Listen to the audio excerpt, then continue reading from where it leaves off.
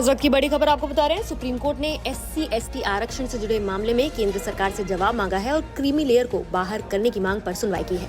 ये कदम 2024 के उस बड़े फैसले के बाद उठा है जिसमें SC/ST के उपवर्गीकरण और आरक्षण में कोटा के अंदर कोटा बनाने की मंजूरी दी गई थी। मंगलवार को CJ सूर्यकांत की अध्यक्षता वाली बेंच, जिसमें जस्टिस जॉय माल्यबागची और जस्टिस NV अंजारिया शामिल थे, ने याचिकाओं पर सुनवाई की। याचिकाकर्ता OP शुक्ला और समता आंदोलन समिति ने SC/ST आरक्षण में क्रीमी लेयर लागू करने की मांग रखी है। सुनवाई के दौरान कोर्ट ने केंद्र से पूछा कि संविधान पीठ के फैसले पर अब तक क्या कार्रवाई की गई है। पहले सुप्रीम कोर्ट ने यह भी कहा था कि सभी उप श्रेणियों का आधार उचित और तर्कसंगत होना चाहिए। याचिका में केंद्र और राज्यों से डेटा एकत्र कर वास्तविक वंचित वर्गों को प्राथमिकता देने की मांग की गई है।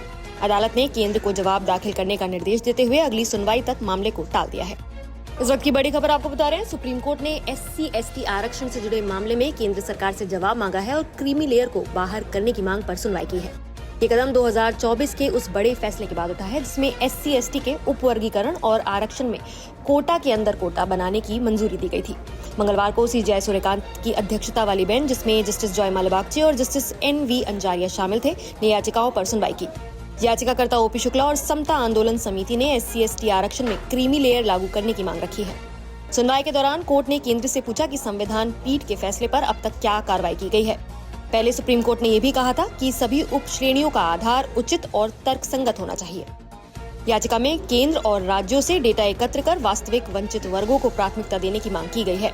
अदालत ने केंद्र को जवाब दाखिल करने का निर्देश देते हुए अगली सुनवाई तक मामले को टाल दिया है।